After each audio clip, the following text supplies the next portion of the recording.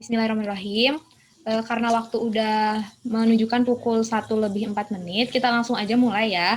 Sebelumnya mari kita ucapkan basmalah bersama-sama terlebih dahulu. Bismillahirrahmanirrahim. Bismillahirrahmanirrahim.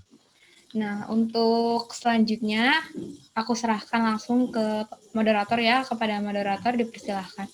Ya. Interupsi langsung dimulai berarti ini.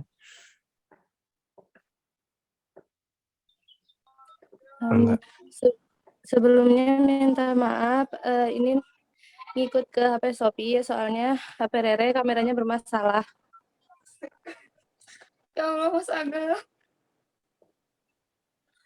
Ya, Bismillahirrahmanirrahim.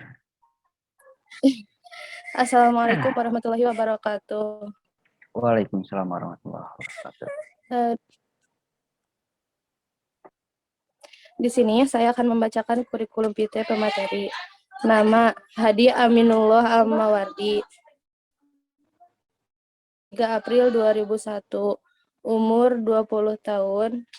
Jenis kelamin laki-laki. Tempat lahir Bandung.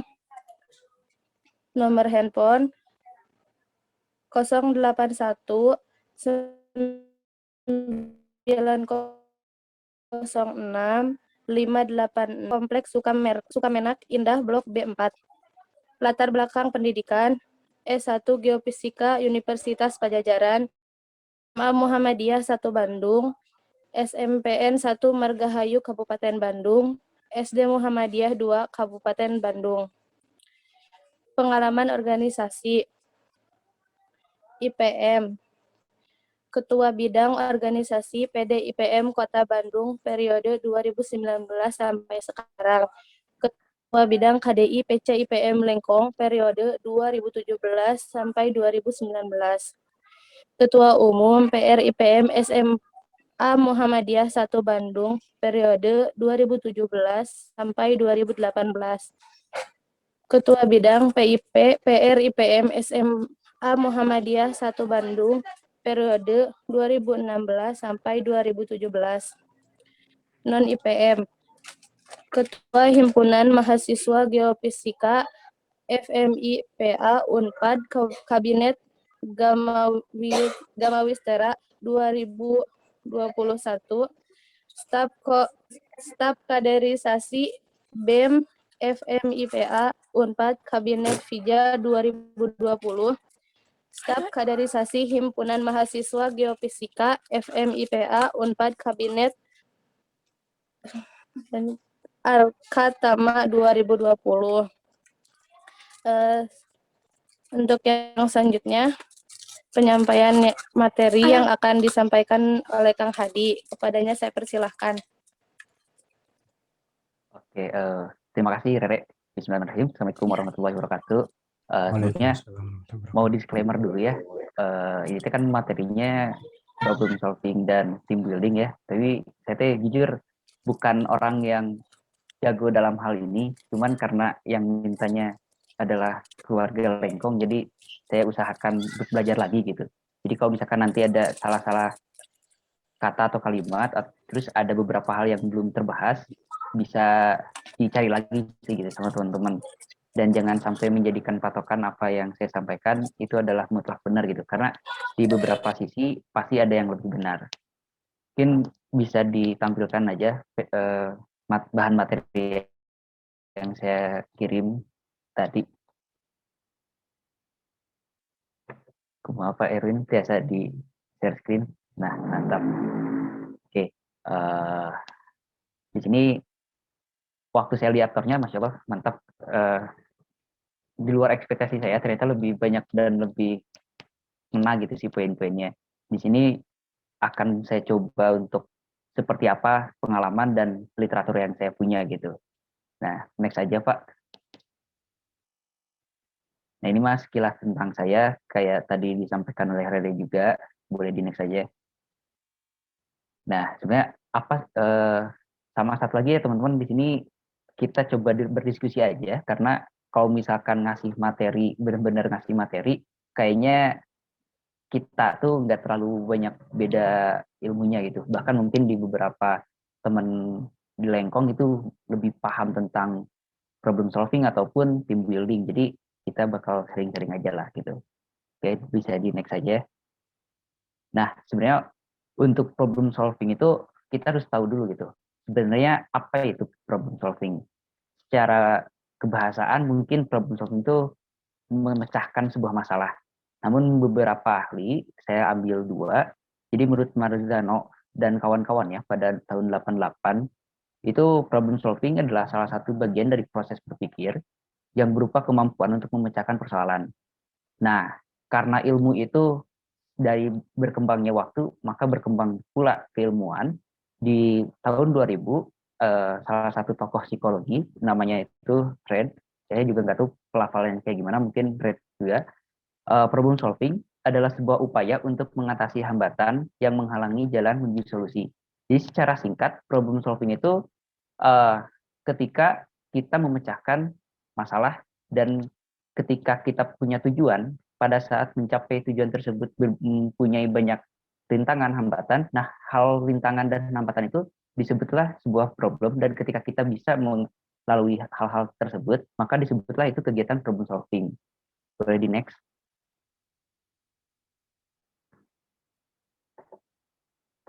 Halo Pak, tes. Suara saya masih masuk ke teman-teman, takutnya koneksi saya di sini memang agak jelek gitu. Aman. Oke. Di next aja, Pak Erwin. Nah, sebenarnya lebih singkat lagi atau lebih sederhana lagi, kita bahas dari mulai si masalah tersebut. Karena problem solving itu adalah pemecahan sebuah masalah, maka kita harus tahu dulu yang akan kita pecahkan itu apa, yaitu si masalah tersebut kan. Nah, masalah itu beda orang bakal beda menginterpretasikannya, atau beda orang bakal menganggap atau mendefinisikan hal yang berbeda. Seperti pada tahun 78, menurut Reno tuh, masalah itu adalah situasi di mana terdapat kesenjangan atau ketidaksejalanan antara representasi kognitif. Ya mungkin itu bahasanya agak ribet ya teman-teman, tapi nggak usah dihiraukan lah. Maksudnya pada tahun seperti 78 itu ada orang yang mengungkapkan seperti itu.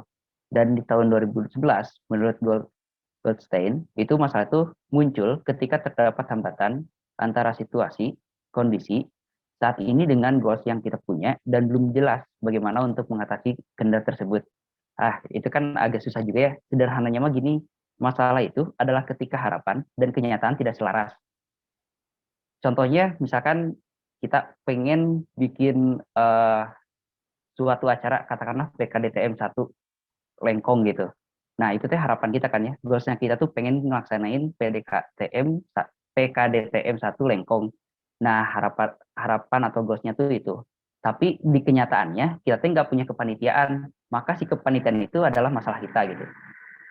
Dan ketika misalkan udah terbentuk nih kepanitiaan, kita masih pengen ngelaksanain PKDTM 1, tapi pada saat proses menuju ke sananya, kita memiliki beberapa yang bisa disebut masalah, seperti misalkan keuangan, pemateri, dan lain sebagainya. Apalagi ketika si pemateri tersebut nggak bisa. Nah, harapan kita tuh si pemateri A itu bisa, tapi ternyata kenyataannya tuh si pemateri A itu nggak bisa. Maka hal itu bisa kita sebut masalah, karena harapan dengan kenyataan itu berbeda. Dan kalau misalkan lebih bermasalah lagi contohnya ketika kita menyukai seseorang, tapi seseorang tidak menyukai kita, nah itu pun masalah, karena realita dan harapan jauh berbeda gitu. Dan itu pun bisa kita sebut masalah. Ya, itu definisi saya secara sederhana, bahwa masalah adalah ketika harapan dan kenyataan tidak selaras. Oke, boleh next. Nah, ketika ada sebuah permasalahan, maka kita harus mencari sebuah cara untuk mencoba memecahkan masalah tersebut, atau kasarnya mensiasati hal-hal tersebut. Nah, di sini saya ngambil dari literatur, sebenarnya sumbernya dari internet sih, nggak begitu akurat juga, namun karena sekarang juga ke toko buku agak susah, atau ke perpustakaan juga agak susah, karena cukup berbahaya, makanya saya coba dari internet gitu. Dan nemu menurut Sternberg gitu, pada tahun 2009, bahwa pada saat proses penyelesaian masalah, itu setidaknya ada 7 langkah, teman-teman. Yang pertama, itu adalah problem identification. kita identifikasi dulu masalahnya. Nah, cara mengidentifikasi masalah itu seperti apa? Kembali lagi ke definisi masalah tersebut. Masalah itu kan menurut saya atau menurut yang saya baca dan saya mengamini tersebut, bahwa masalah itu adalah ketika harapan tidak sesuai dengan realita. Maka kita identifikasi dulu, kita coba cek dulu sebenarnya harapan mana yang tidak tersampaikan gitu, atau harapan mana yang tidak menjadi realita. Kita runutkan dulu, misalkan udah dapat beberapa, kayak pengennya tuh PKDTM satu lengkong tuh hari Minggu, tapi pada realitanya tidak bisa dilaksanakan hari Minggu karena semuanya pada kerja gitu. Nah, ya, setelah kita tahu sudah mengidentifikasinya, langkah keduanya kita coba definisikan problem tersebut gitu. Nah, untuk si definisi problem tersebut dalam artian kayak gimana? Kayak kita ngecek gitu, problem ini bakal ngaruh kemana aja. Problem ini bakal mempengaruhi apa, dan ketika kita kasarnya biarkan atau misalkan kita tidak tangani secepatnya, itu bakal kayak gimana. Kurang lebih seperti itu pendefinisian masalahnya gitu. Kayak masalah ini sebenarnya masalah apa sih gitu. Apakah masalah yang benar urgent dan lain sebagainya. Nah, di tahap kedua itu. Karena hal ini akan mempengaruhi hal-hal yang lain, dalam artian kayak pengeksekusian masalah tersebut mau kapan dan lain sebagainya, itu ada di step 2 gitu, kayak di langkah kedua. Dan langkah ketiganya itu konstruksi strategi for problem solving. Nah, ketika kita udah tahu nih si masalahnya itu apa, masalah itu seperti apa, dampaknya seperti apa, maka kita coba cari strategi. Nah, strategi di sini juga nanti bakal ada beberapa hal atau beberapa poin yang saya tahu tentang strategi untuk sebuah permasalahan. Nah, di sini langkah ketiga tuh secara sederhananya kita coba cari strategi terbaik untuk masalah tersebut. Begitu. Nah, untuk langkah keempat yang di literatur tersebut itu adalah organizing information about a problem. Jadi kita coba cek kita punya info apa aja nih tentang si problem yang kita hadapi sekarang gitu. Ini juga sebetulnya berkaitan dengan stage kedua. Namun di stage kedua itu kita benar-benar kayak cuman berasumsi terlebih dahulu, karena kan kita belum punya strategi apapun. Nah, di stage ketiga kita udah punya strategi, ketika kita dijalankan kita juga bakal nyari lagi si informasi itu. Agar apa? Agar nantinya kita di langkah kelima jelas gitu, bahwa kita punya sumber daya seperti apa, kita punya kekuatan seperti apa, lalu kita akan salurkan kekuatan ini untuk masalah 1 atau 2 ini seperti apa. Jadi langkah kelima itu yang allocation of resource, artinya itu kayak kita punya apa untuk masalah ini gitu, kita bisa ngelakuin apa untuk masalah ini. Tentu ini juga berkaitan dengan yang langkah ketiga, kayak strategi yang nantinya akan kita pakai. Nah, setelah kita udah tahu nih masalahnya apa, masalahnya berdampak seperti apa, kita juga udah punya strategi, kita juga udah punya cukup informasi, dan kita juga punya kekuatan yang cukup untuk menyelesaikan masalah tersebut. Lalu kita coba untuk eksekusi dan juga memonitoring. Jadi kita cek juga. Jadi nggak semata-mata kalau ketika ada masalah kita udah analisa dan kita udah punya strategi, udah dilakuin, harus jadi. Karena kadang teman-teman ketika apa yang kita strategikan itu belum tentu berhasil 100% gitu. Nah, di langkah ke-6 itu adalah proses pada saat benar-benar pengeksekusiannya. Di mana ketika dieksekusi pun kita jangan lupa untuk memonitoring. Nah, di langkah ke-7 itu kalau kasarnya kayak hampir mau udah beres pasti eksekusi strategi kita. Namun ketika nantinya pada saat kita evaluasi ternyata masih menimbulkan masalah, berarti kita ulangin lagi di langkah yang pertama gitu, kayak berarti identifikasi kita salah dan kita harus mengidentifikasi ulang karena tidak menjawab nih apa yang kita lakukan dengan apa yang dipermasalahkan. Seperti itu teman-teman. Kalau secara apa ya, simple dan sederhananya mah atau secara teksnya mah kayak gitu gampang kan, padahal pas dilakuin mah belum tentu gampang gitu. Kadang kita juga kesusahan. Seperti itu teman-teman. Kalau untuk 7 langkah penyelesaian masalah yang ada di bukunya Steinberg gitu. Oke, boleh di next. Nah, ini penjelasan yang tadi yang saya sampaikan. Kayak nomor 1 tuh kita coba nilai dan identifikasi, terus mendefinisikan, terus menentukan strategi yang dianggap tepat, terus kita ngumpulin data juga, nyusun lagi, dan mengintegrasikan si informasi agar si strategi yang kita buat itu bisa cocok. Yang kelima itu menentukan dan memperhitungkan sumber daya yang bisa kita gunakan untuk menyelesaikan masalah. Terus nomor 6-nya memantau penyelesaian masalah, yang terakhirnya mengevaluasi itu, menilai dan mengevaluasi dari hasil penyelesaian masalah yang telah dilakukan. Jika masalahnya belum selesai, berarti kan masih ada kesenjangan tuh, atau masih ada harapan dengan realita yang belum selesai, maka kita bisa narik lagi problem identification. Jadi kayak ngulang lagi kalau misalkan si masalah itu belum selesai. Kayak gitu guys. Boleh di next. Ini kalau misalkan suara saya agak mendem atau ada suara motor yang lewat itu mohon maaf ya, karena kosan saya pinggir jalan pisan gitu, jadi agak sedikit banyak gangguan. Dan kalau misalkan ada pertanyaan bisa langsung present atau bertanya aja, saya juga lupa. Oke, kita lanjut ya. Nah, teknik menyelesaikan masalah. Sebenarnya ini banyak sekali ya teman-teman. Salah satunya pun yang 7 langkah tadi itu teknik menyelesaikan masalah, cuman itu 7 langkah yang paling umum gitu. Nah, yang saya ketahui, dan ini juga sebetulnya yang saya dapat di TM2 Bandung waktu 2019, bahwa ada cara bagaimana kita menentukan atau strategi apa yang paling tepat ketika kita mempunyai masalah.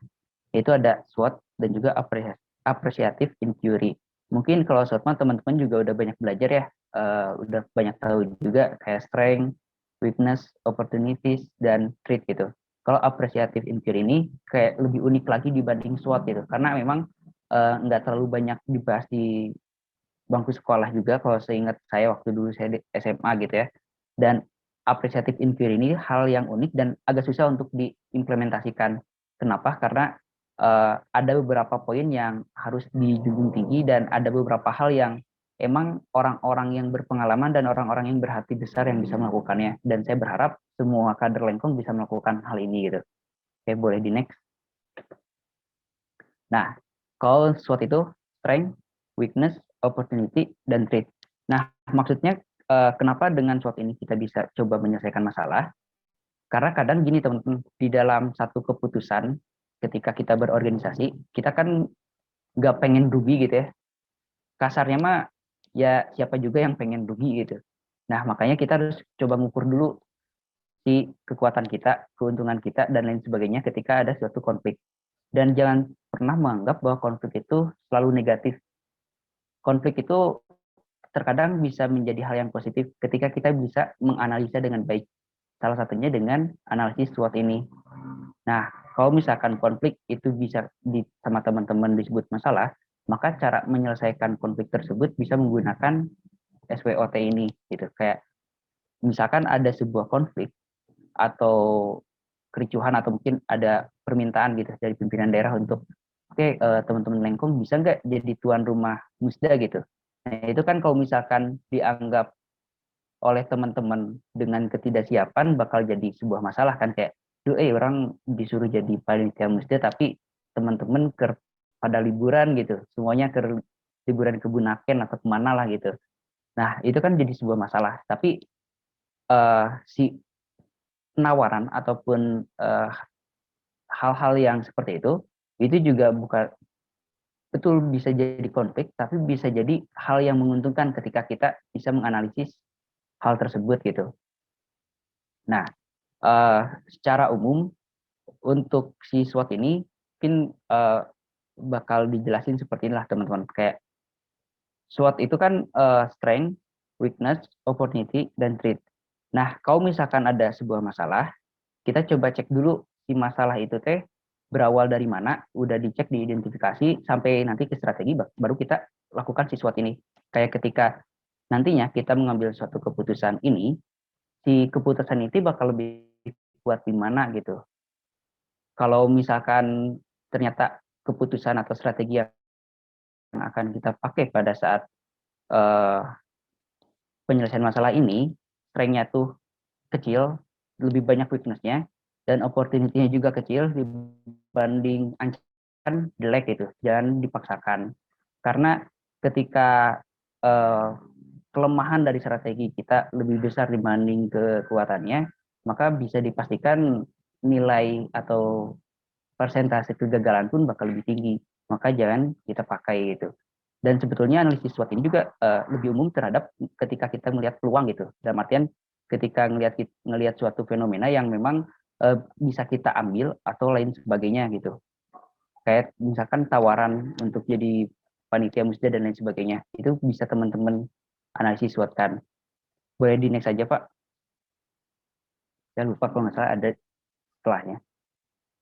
Oh, balik lagi kita Pak. Nggak dimasukin, sorry. Nah, untuk appreciative inquiry, sebenarnya itu simple teman-teman. Kayak appreciative inquiry ini kan diambil dari apresiatif dan inquiry. Saya lupa inquiry-nya tuh apa gitu. Mungkin teman-teman nanti bisa searching lagi gitu tentang si penjelasannya.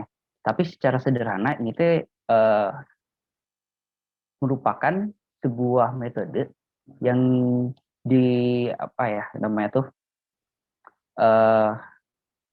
yang didesain untuk tidak melihat kelemahan ataupun kekurangan dari suatu lingkungan. Jadi misalkan lingkungan tersebut tuh emang lagi kacau-kacaunya gitu, lagi nggak ada yang bisa kita manfaatin atau bisa diberdayakan.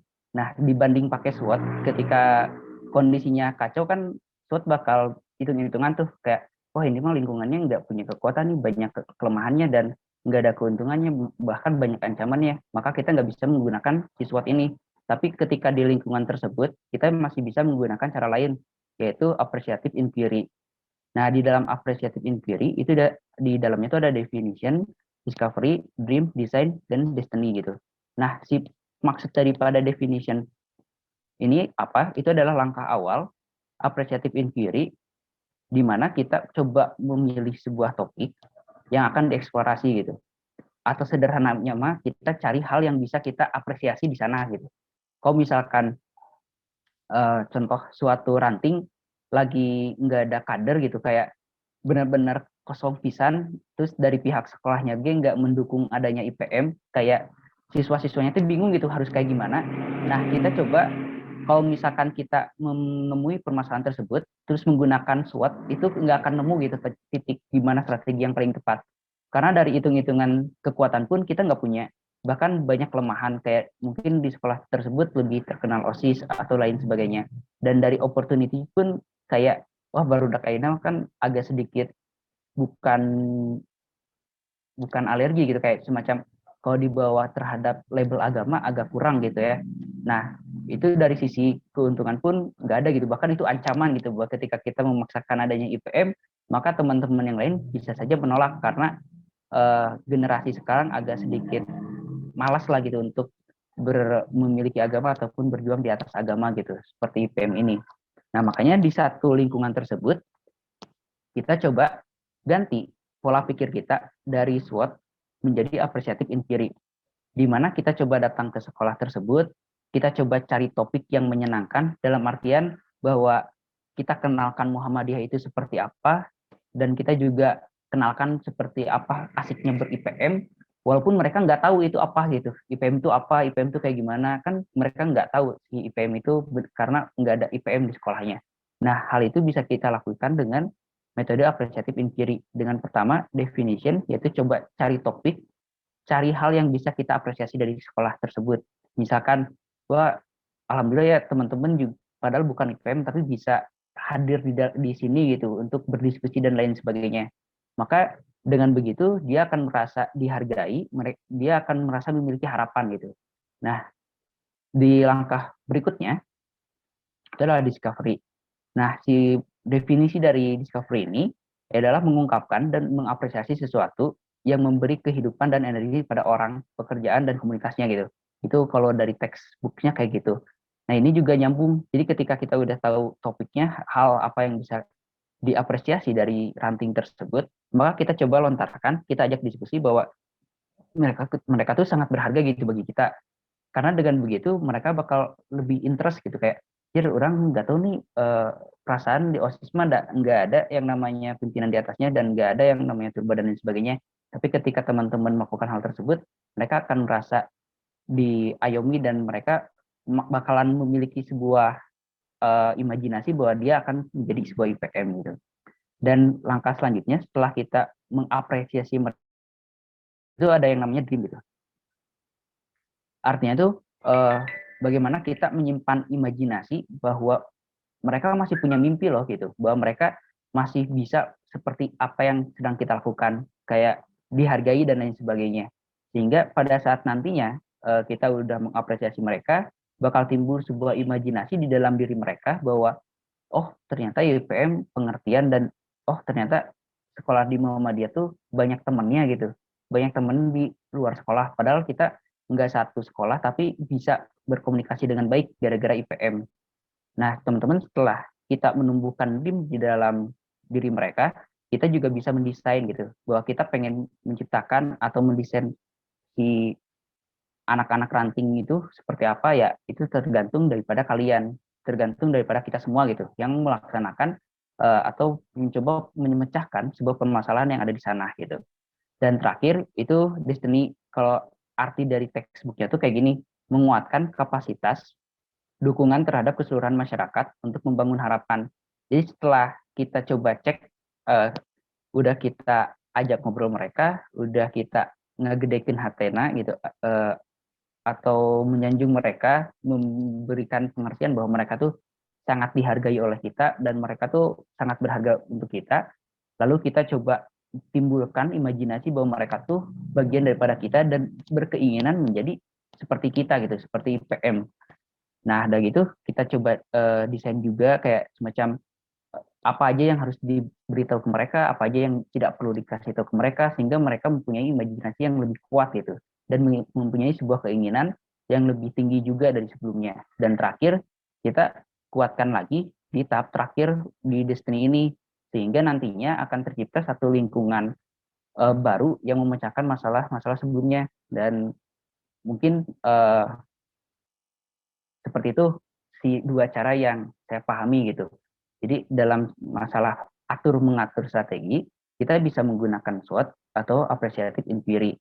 SWOT ini bagus ketika kita punya sumber daya yang kuat dan kita punya, atau kasarnya benar-benar 50-50 lah antara masalah dengan orang teh bisa saling mengimbangi.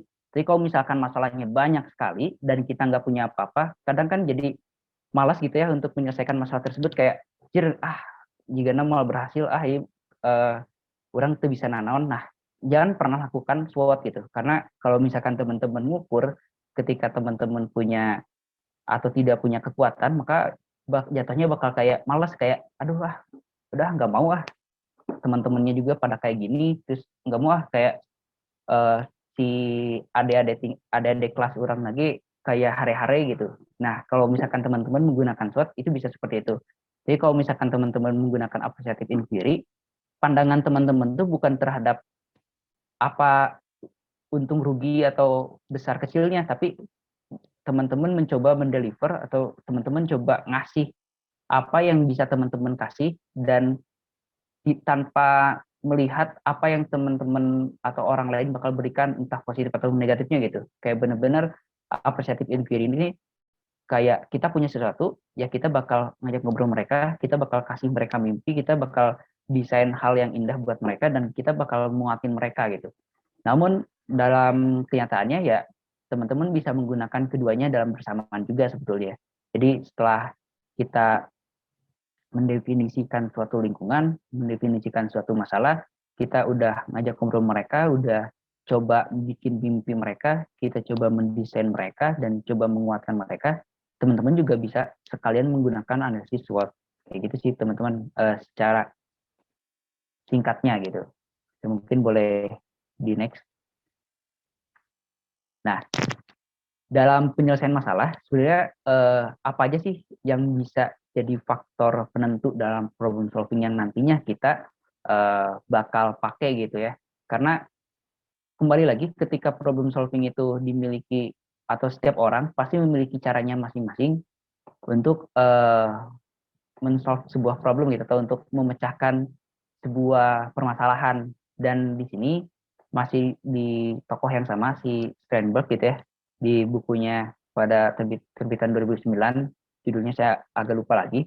Nah, di sini tuh ada 3 faktor penentu gitu ketika kita mau melakukan pemecahan masalah. Yang pertama adalah mental set. Jadi kerangka berpikir yang melibatkan model penyelesaian yang sudah ada yang merepresentasikan masalah, konteks atau prosedur untuk problem solving. Jadi kadang kita tuh kayak terpaku terhadap hal-hal yang udah ada gitu. Nah, itu bisa mempengaruhi si problem solving. Bagus atau enggaknya tergantung situasi teman-teman. Jadi karena ini juga ilmu apa ya, kalau yang saya lihat tuh kayak ilmu psikologi itu emang nggak ada ilmu yang pasti. Kayak tiap orang tuh pasti punya caranya sendiri, tiap orang tuh punya aturannya sendiri. Cuman secara garis besar bahwa mental ini bakal mempengaruhi teman-teman, mempengaruhi kita bagaimana caranya kita untuk menyelesaikan sebuah permasalahan. Dan ini juga penting untuk kita semua olah si mental ini. Jangan sampai, kalau kasarnya mah jangan sampai punya mental yang gampang baperan dan temperamen dan lain sebagainya gitu. Itu agak kurang baik karena ketika teman-teman lebih kuat emosinya, maka logika teman-teman semakin sedikit dipergunakan. Dan ketika logika teman-teman dipergunakan lebih sedikit dibandingkan emosi, maka hal-hal yang akan dilakukan itu kadang tidak logis. Karena memang tidak berasal dari logika gitu, tapi berasal dari perasaan. Begitu. Nah, faktor-faktor penghambat problem solving lainnya adalah entrenchment. Mohon maaf kalau misalkan pembacanya kurang tepat gitu ya. Artinya tuh terpaku pada strategi yang biasanya berhasil dengan baik dalam pemecahan banyak masalah, tapi belum tentu berhasil dalam memecahkan masalah-masalah tertentu. Jadi ketika teman-teman memiliki sebuah masalah, itu belum tentu masalahnya itu bakal serupa dengan masalah yang dulu pernah dilakuin atau orang lain pernah alamin. Makanya penting sekali ketika ada sebuah permasalahan problem solving, yang teman-teman lakukan tuh bukan minta penyelesaian dari orang lain, tapi minta pengalaman mereka, minta pendapat mereka, dan ingat pendapat ataupun saran itu enggak selalu harus dilakukan 100%. Dalam artian harusnya teman-teman olah dulu bahwa emang strategi ini sering berhasil, kayak misalkan ada salah satu teman kalian yang baper gitu ya pas di forum, kadang diajak ngobrol 4 mata tuh berhasil, kadang disogok sama makanan gitu, kayak dikasih tiba-tiba GoFood dadakan gitu, suka biar yang kembali, kadang itu berhasil, tapi nggak selamanya hal tersebut berhasil gitu. Makanya di dalam problem solving pun harus bisa pinter-pinter melihat kan intuisi kalian juga gitu. Kayak kadang kita tuh bisa punya bisikan hati bahwa ini yang paling tepat, ini yang enggak gitu. Oh, ini mah kayaknya belum tepat gitu. Nah, itu harus kita olah juga gimana cara ngolahnya. Ya jangan, kalau dari sisi teologis gitu ya, kalau dari sisi keagamaan, ya dengan kalian selalu jujur, dengan kalian tidak memakan makanan yang haram dan tidak banyak berdosa, insya Allah intuisi kalian tuh bakal terlatih gitu. Nah, yang terakhir, faktor-faktor yang menghambat problem solving itu adalah functional fitness gitu.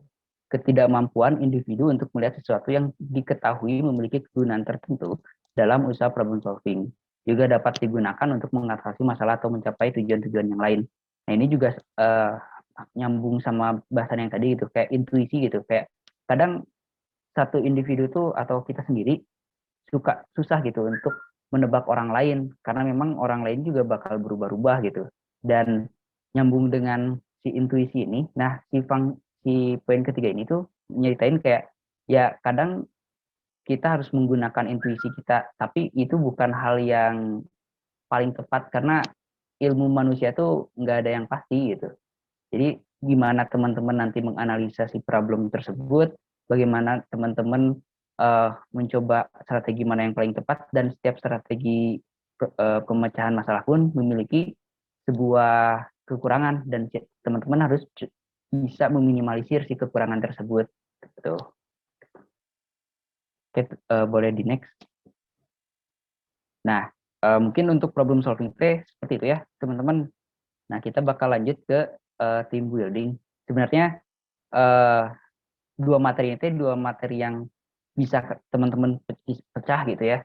Namun karena disatukan, jadi saya agak sedikit ngebut, dan kalau nanti ada banyak hal yang tidak teman-teman mengerti, boleh banget untuk didiskusikan di lain waktu pun gitu.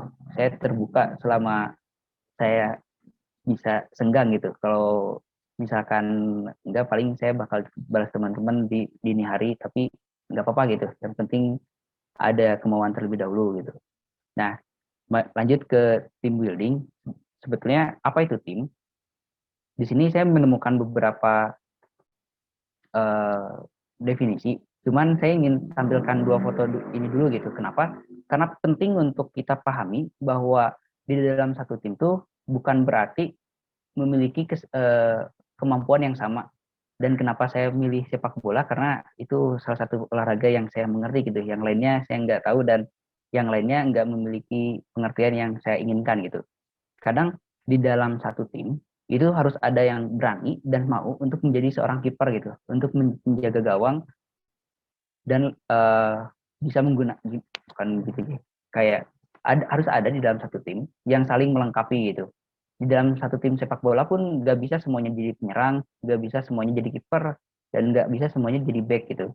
Karena tujuan atau dari cara main dari sepak bola tuh kita harus mencoba memasukkan bola dan menjaga gawang kita agar tidak kemasukan. Nah, apa maksudnya kenapa saya menyimpan dua foto juara ini gitu ya, tim sepak bola? Karena kadang kita suka keliru gitu. Kadang kita suka terpaku kayak, jir, orang lain pada bisa gini, orang nggak bisa, orang nggak cocok nih masuk IPM, orang nggak cocok nih masuk tim ini. Padahal itu salah gitu. Bahwa ketika kita punya kemampuan yang beda dengan orang lain di dalam satu tim, berarti tim itu tuh sangat bagus gitu. Semakin variatif kemampuan dalam satu tim, maka bisa dibilang bahwa itu tuh timnya semakin bagus. Kenapa? Karena ketika semua orang memiliki kemampuan yang sama di dalam satu tim, maka akan mentok di satu itu aja gitu. Nggak ada yang bisa mengembangkan, nggak ada yang bisa membantu, dan lain sebagainya. Boleh di next. Nah, untuk tahapan membangun tim, sebenarnya ini di top kemarin mungkin kalau teman-teman mengikuti ya, ini juga dibahas oleh Kang Teguh, bahwa dalam membentuk tim yang efektif itu setidaknya ada empat tahapan, atau mungkin di sini saya nyimpennya 5, karena yang 5 tuh yang terakhir kayak semacam apresiasi daripada si pemimpin tim. Nah, si keempat ini, yang pertama ada forming, di mana tahap forming ini adalah tahap pada saat kita mencari atau rekrutmen si tim tersebut. Nah, pada saat perekrutan, maka di tahap ini biasanya anggota itu pada sangat bersemangat gitu. Kalau misalkan kita tarik kepada pimpinan cabang, ini tuh kayak awal banget pas mau pelantikan atau pas pelantikan. Kan banyak tuh yang antusias, pada semangat, pada datang pelantikan jam 3, pada datang jam 2 misalkan teh. Karena emang bangga gitu, kayak punya suatu hal yang alhamdulillah nih orang udah masuk cabang gitu. Dan senang gitu masuk ke cabang, punya teman baru, punya jas baru, dan lain sebagainya gitu.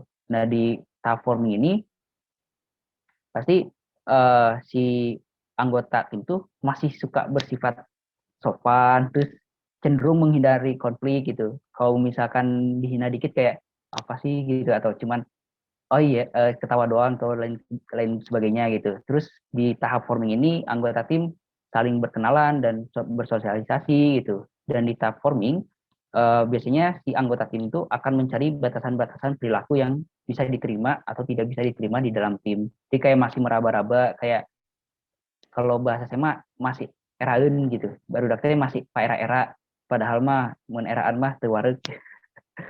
Gitu. Nah, di tahap forming ini sebetulnya apa yang bisa dilakukan oleh seorang pemimpin, yaitu memfasilitasi untuk kegiatan-kegiatan bonding gitu, kegiatan-kegiatan untuk ngumpul dan lain sebagainya. Nah, itu si peran pemimpin pada saat forming. Nah, setelah kita ada rekrutmen, udah kita ngumpulin anggota-anggota, tahap kedua untuk membangun tim yang efektif itu adalah storming gitu. Nah, storming ini kayak semacam kita membangun gagasan dan lain sebagainya gitu. Nah, di tahap ini biasanya suka kadang ada konflik dan lain sebagainya, ada konflik, ada pun juga bisa bekerja sama dengan baik. Kadang anggota juga pada bingung karena arahan dari si ketua mungkin kurang dan lain sebagainya. Tapi yang paling penting di dalam tahap storming ini bahwa seorang pemimpin harus bisa memanage konflik gitu. Karena di dalam tahap storming ini kan kayak gimana kita ngembangin sumber daya yang kita punya gitu. Nah, pada saat pengembangan biasanya kan nggak selalu mulus, dan ketika tidak mulus maka di situ terdapat suatu masalah. Ingat lagi bahwa masalah itu adalah ketika harapan dengan realita tidak selaras. Nah, ketika di storming itu kadang banyak masalah. Kayak kita pengennya anggota tuh udah ngerti A, B, C, tapi ternyata anggota kita malah nggak pada ngerti, dan itu bisa disebut masalah. Dan di situ bagaimana seorang pemimpin harus bisa mengolah konflik tersebut dari yang negatif harus bisa menjadi positif. Seperti itu. Nah, lanjut ke storming. Nah, ke norming gitu ya. Nah, di sini di norming ini kayak si tim ini udah mulai bisa fokus, udah mulai bisa melakukan apa yang diberikan kepada mereka.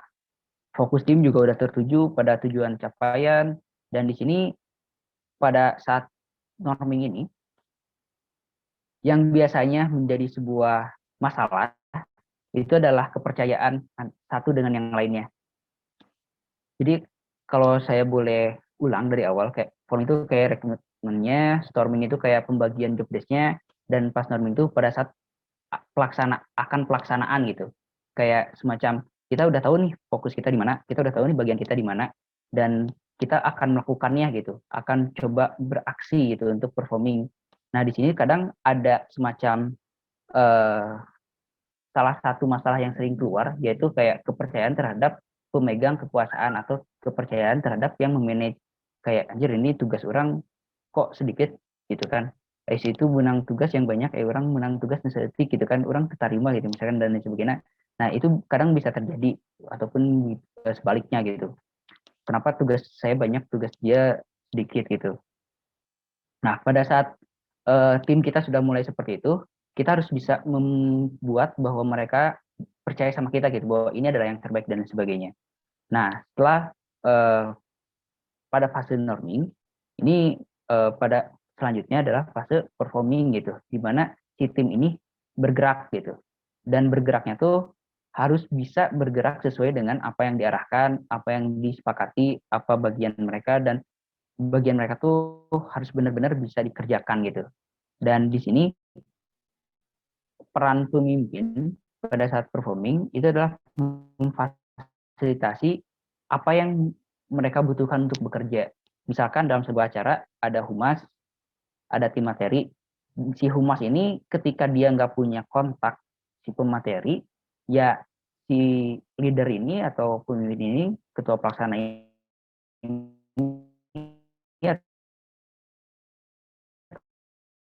atau mungkin kok humas ini nggak terkendala tim materi mencoba memastikan rundown acara tepat.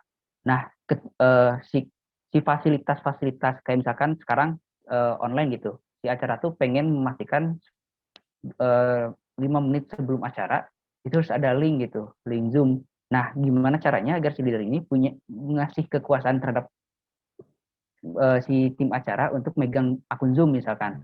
Nah, itu juga salah satu hal yang bisa dilakukan oleh ketua agar tim kita tuh benar-benar efektif. Jadi berikan semua akses yang bisa membantu pekerjaan tim-tim kita gitu, atau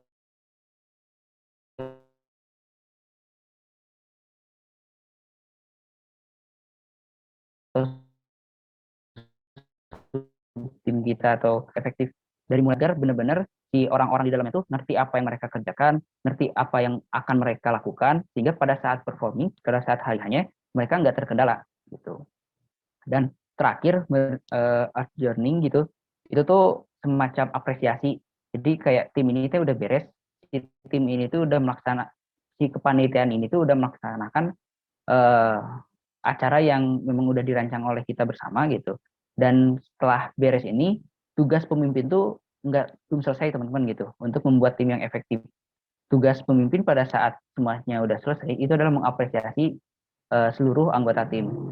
Nah, kadang ini juga hal yang jarang dipertontonkan gitu oleh banyak orang, bahwa sebetulnya untuk menjaga tim ini tetap efektif dan tim ini benar-benar efektif ya, pada saat setelah mereka melakukan sesuatu atau pada saat mereka udah bekerja kasarnya, ya kita sebagai pemimpin harus bisa mengapresiasi mereka agar nantinya ketika kita membentuk tim, mereka bakal nyaman juga dengan kita gitu.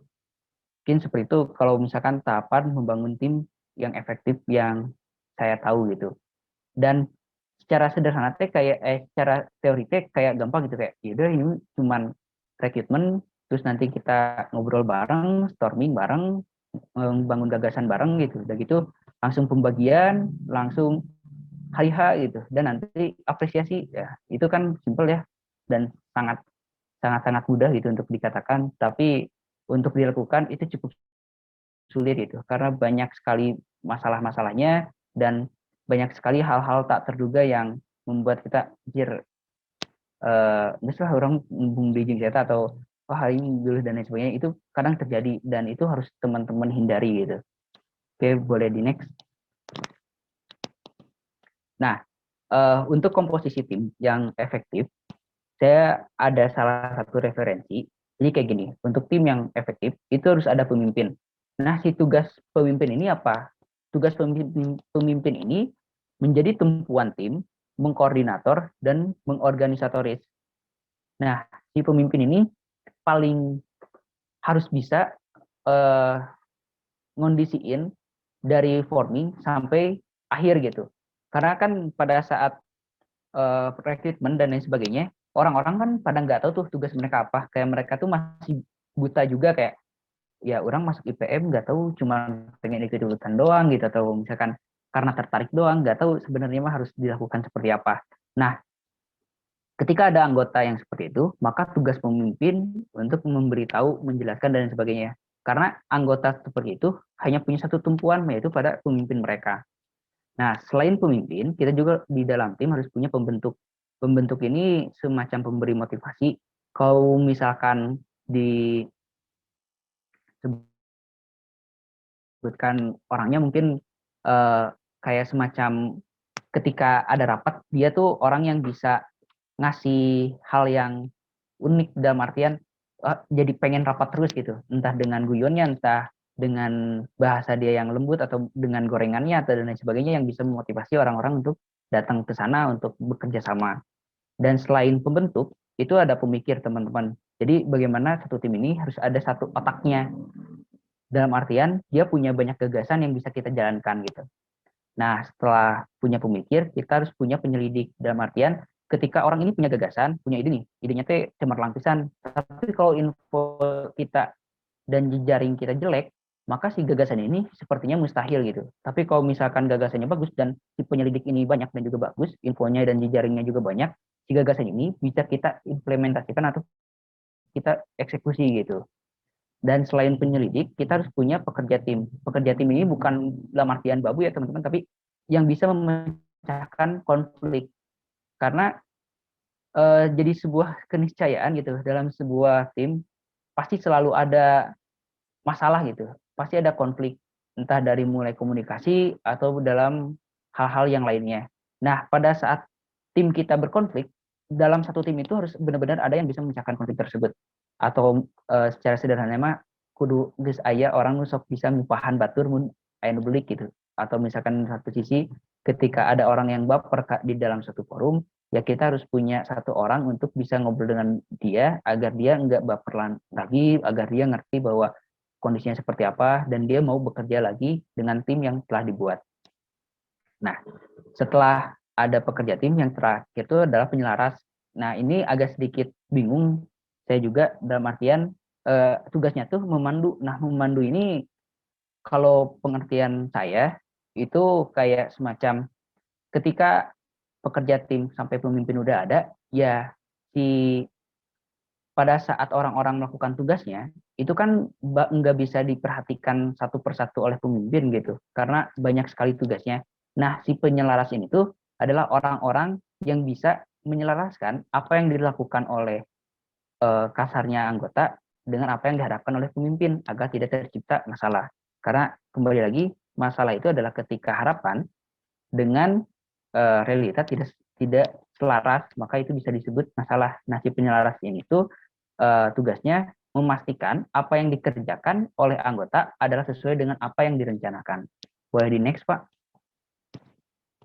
Nah, ini ada karakteristik tim yang efektif. Jadi memiliki tujuan yang jelas, struktur tim yang berorientasi pada hasil, dan artian apa yang dilakukan oleh tim itu kudu ngasilkan minimal kasarnya minimal tulisan atau mungkin hal-hal yang lain yang bisa dinikmati oleh bersama gitu.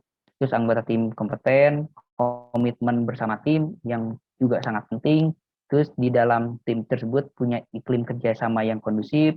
Terus ada standar ukuran keberhasilan. Karena kalau misalkan teman-teman nggak punya standar keberhasilan, itu bakal jadi bingung dan bakal jadi kayak semacam, ya orang ngapain aja ya di tim, kayak nggak ada euforianya, nggak ada kemenangannya gitu, karena nggak ada standar ukuran keberhasilan tim. Nah, itu berarti timnya agak jelek ya tuh, tidak masuk karakteristik tim yang efektif. Kalau tim yang efektif ya punya standar ukuran keberhasilan, sehingga tujuan kita jelas, capaian-capaian kita jelas, dan ketika kita agak sedikit lambat, kita tahu gitu di mana masalah dan lain sebagainya. Terus selain itu ada dukungan dan penghargaan eksternal. Ini juga cukup penting, dan yang paling penting adalah kepemimpinan yang berprinsip. Jadi anggota-anggota kita tuh tahu bahwa pemimpin kita kayak gimana, dan mereka bisa memahami bahwa ketika dia marah atau mungkin dia sedikit kecewa karena ada prinsipnya yang dilanggar gitu kasarnya. Boleh di next. Nah, kalau misalkan ditanya tentang penting nggak sih team building dan pentingnya tuh seperti apa, sebetulnya banyak dalil Quran gitu ya teman-teman yang menjelaskan bahwa kita tuh harus berkelompok. Kita tuh dalam artian gini ya, bukan berkelompok membuat firqo yang gimana-gimana, tapi harus ada sebagian orang yang sama-sama mengajarkan kebaikan dan mencegah kemungkaran gitu. Itu paling dasarnya gitu. Dan kalau misalkan kita tinjau ke lebih luarnya gitu, bahwa memang hakikat manusia gitu, bahwa kita seorang atau kita dalam hal sosial, kita nggak bisa hidup tanpa bersosial, maka kita harus berkelompok, dan di dalam kelompok tersebut tuh harus kita menjalankan fungsi tim gitu. Dan paling akhir paling bisa nge-build tim itu adalah untuk mempermudah kita mencapai tujuan yang kita inginkan. Karena kalau misalkan kita punya tujuan yang sangat jauh, itu diperlukan tim yang bisa saling menguatkan. Saya juga pernah dengar salah satu quote ya teman-teman, kalau misalkan kamu ingin berlari cepat, maka pergilah sendiri. Tapi kalau misalkan kamu ingin berpergian jauh, maka pergilah bersama-sama. Dalam artian, kalau teman-teman memiliki satu kelompok atau menjadi sebuah tim, apapun juga bisa teman-teman lakukan gitu. Karena bentukannya tim, dan si sumber daya, dari mulai sumber daya dan kekuatannya pun bisa tak terbatas gitu. Karena bisa saling menguatkan dan bisa menimbulkan kekuatan baru ketika kita berkumpul. Itu paling. Boleh di next. Nah, bagaimana cara meningkatkan si team building tersebut? Yang pertama, yang paling jelas adalah membangun hubungan yang baik. Jadi, segimanapun caranya, kita harus bisa menjaga hubungan baik antara satu anggota dengan anggota yang lain. Karena kalau misalkan satu anggota dengan anggota yang lain nggak baik, maka besar kemungkinan bahwa tidak akan pernah terjadi kerjasama di dalam tim tersebut. Dan ketika tidak ada kerjasama di dalam tim tersebut, maka bisa dikatakan bahwa tim tersebut tidak baik. Atau bahkan bisa dikatakan bahwa mereka tuh bukan tim gitu. Dan yang kedua, itu membangun disiplin. Di mana disiplin ini sangat dibutuhkan untuk meningkatkan performa. Karena ketika kita di dalam satu tim, ada banyak yang tidak disiplin, maka capaian tim bakal terhambat atau bahkan gagal gitu untuk mencapai tujuannya. dan itu bakal membuat satu iklim kerja yang kurang baik gitu di dalam satu kelompok. Dan yang terakhir itu membangun komitmen. Gimana caranya kita bikin orang-orang itu bisa berkomitmen terhadap tim kita, sehingga apa yang dilakukan itu benar-benar dilakukan dengan sepenuhnya. Bahasa saya mah dilakukan jeung hatena gitu, dengan saukur gitu, nggak cuman seayana, nggak cuman seadanya gitu, tapi benar-benar diperhatikan, benar-benar pengen apa yang dia kerjakan tuh berhasil gitu. Oke teman-teman, boleh di next. Dan teman-teman kayaknya seperti itu pematerian dari saya, mungkin pas juga sampai jam 2, sekarang dari 1:59. Mohon maaf bila banyak kesalahan, dan kalau misalkan ada yang mau ditanyakan, mangga silahkan. Masih ada waktu, kalau ada yang mau bertanya, mangga. Atau teman-teman misalkan kalau penyampaian saya agak kurang pas atau apa, teman-teman juga bisa kembali cari tahu yang lain atau berdiskusi yang lain, atau ada apapun yang teman-teman ingin tanyakan. Di slide terakhir ada kontak saya, bebas teman-teman, untuk teman-teman Bengkong kalau misalkan mau bertanya langsung japri aja, insya Allah akan saya jawab gitu. Itu teman-teman. Nah itu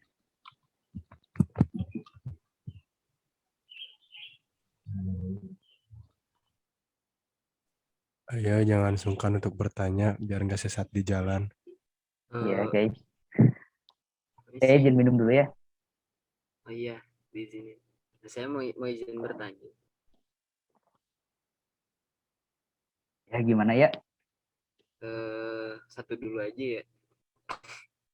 Kan terkadang setiap orang tuh punya beda-beda ya kan ya, pemikiran orang lain, ada yang bahkan kurang percaya atau percaya sama orang lain atau gimana gitu. Tapi seberapa pentingnya kah orang luar gitu dalam memecahkan suatu masalah itu gitu, sesuatu masalah yang kita hadapi gitu. Karena terkadang bahkan ada jasanya kan ya, kayak psikolog atau apapun itu, emang itu begitu pentingnya gitu kan dalam membuat menyelesaikan suatu masalah itu. Mungkin seperti itu dulu. Terima kasih. Makasih ya pertanyaannya. Mungkin seperti ini bukannya pertanyaannya kayak kalau orang lain tuh kayak psikolog ngebantu kita tuh bakal berpengaruh seberapa besar gitu terhadap penyelesaian masalah yang kita lalui. Itu nggak sih ya? Atau Ya bisa kayak gitu di. Oke, Soalnya terima kan kasih Kak. terkadang ada orang juga yang nggak percaya sama orang lain dan pengen menyelesaikan masalah gitu. Tapi kenapa masih ada yang kayak gitu gitu? Oke. Mungkin orang jawabnya seperti ini, kayak itu teh tergantung kepercayaan. Dalam artian ada orang yang ketika dibantu sama orang lain itu bisa lebih ngerti gitu. Ada orang juga yang kalau misalkan dibantu malah jadi runyem, kayak dia ngacauin strategi orang gitu. Dan kalau misalkan berbicara tentang psikolog, mungkin psikolog itu salah satu ilmu yang menurut orang paling unik, dalam artian benar-benar gak bisa memastikan bahwa hal itu teh benar, tapi bisa mendekati dengan kebenaran. Dan biasanya psikolog itu diajarkan bagaimana cara menenangkan, dan diajarkan bagaimana cara mengenali dan menganalisis si masalah itu, sehingga apa yang akan disarankan itu bisa berdasar gitu. Kayak misalkan ada anak yang depresi gitu. Nah, si kasus depresi ini kan udah banyak, dan biasanya pakai hal yang paling banyak yang membuat orang depresi itu ditanyakan, kayak ini kamu kayak gini nggak, terus kalau nggak dikasih waktu untuk bercerita dan lain sebagainya, sehingga si psikolog ini dinyamanin dulu gitu, dalam artian si orang tersebut pun bisa merasa sepakat dengan apa yang dikatakan si psikolog gitu. Ngerti nggak? Dapat nggak ya si poinnya? Dapat. Oke. Kalau misalkan belum puas, kita diskusi lain waktu ya. Pengen banget, udah lama nggak diskusi ya Allah. Tadi Ada. Ya, ada lagi nggak teman-teman?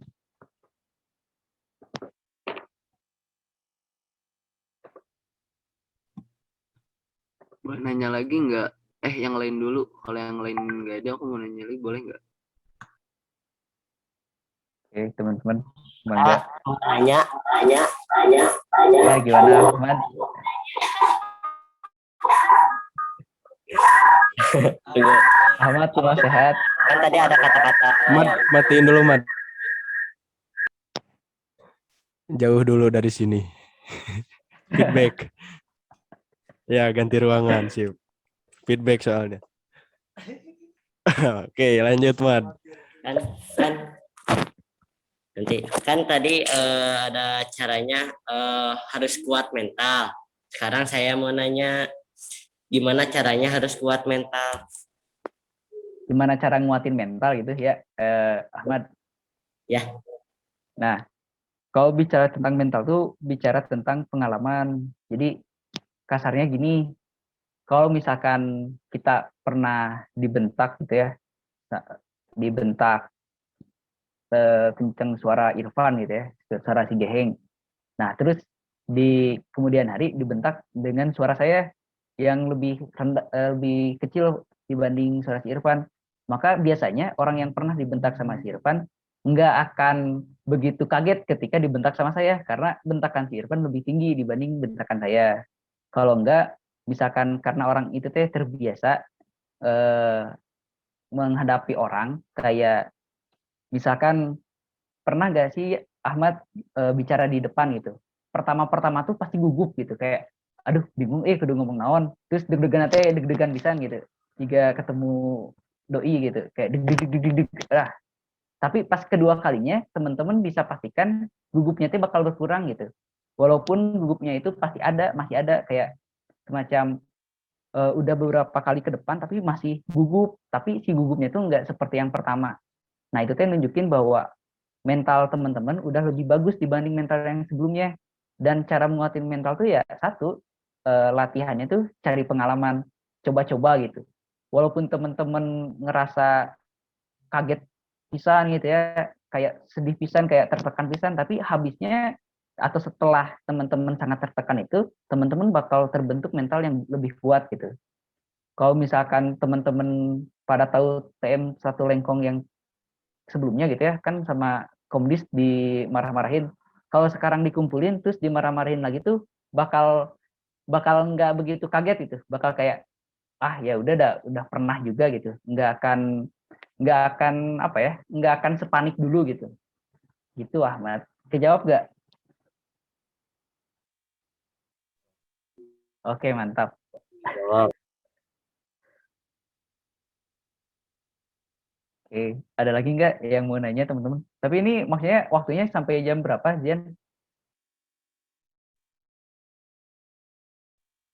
Kalau di Tertu kalau nggak salah sampai jam 2 soalnya. Iya betul, sampai jam 2. Terus ini gimana dong? Ya, gak apa-apa. Ke Nggak apa-apa, moderator. Pak. Oh gak apa-apa. Yang udah mah udah. Yang udah mah udah ya. Udah tuh. Gimana nih? Ada lagi pertanyaan atau cukup teman-teman? Aman. Amanan Heng. Aman. Oke. Mangga moderator. Mana ini teh si Rere teh? Re? Ya,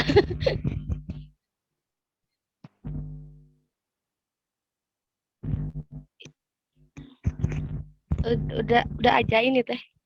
Ya tanyain ke teman-teman yang lain bisa ada masih pertanyaan. Kalau misalkan udah nggak ada mah tutup sama Rere. Tadi teh itu katanya Arya bukannya mau nanya lagi ya? Gimana ya? Ada lagi nggak? Aman. Enggak, ntar lagi aja deh. Nggak apa-apa. Oh ya udah. Oke. Saya sebenarnya saya lagi pengen nyantai aja. Jadi mau sampai kapanpun juga bisa benernya mah. Abis ini pematerian atau non? Abis ini ada pematerian lagi atau kayak GD Udah. gimana? beres. Beres. Oh FGD. Beda tuh. Mangga gimana keputusan panitia weh? Cukup ini teh atau gimana guys? Mungkin sama moderator ditutup dulu. Oke, mungkin makasih ya teman-teman. Mohon maaf bila banyak kesalahan. Dan kalau misalkan banyak yang belum paham atau misalkan si Kang Hadi atau si Hadi teh ngapain sih nggak ngerti bahas apa gitu. Itu bisa ditanyain lagi ya teman-teman karena ada tanggung jawab saya untuk menyampaikan beberapa hal di dalam TOR dan memastikan teman-teman mengerti tentang hal tersebut. Jadi saya mohon maaf bila banyak kesalahan dan kekurangan. Kalau misalkan banyak yang ingin diskusi lagi, silahkan di PC aja. IG saya juga di follow ya teman-teman, ntar di follow back insya Allah. Tapi ntar nggak sekarang, agak maleman. Oke, wassalamualaikum warahmatullahi wabarakatuh. Waalaikumsalam warahmatullahi wabarakatuh. Salam. Terima kasih buat Kang Hadi. Jangan dulu keluar, kita dokumentasikan dulu. Oke, semuanya siap-siap ya. Pas kameranya dibuka. Oke, 1, 2, 3. Oke, Aji mana gayanya? Sip, tunggu.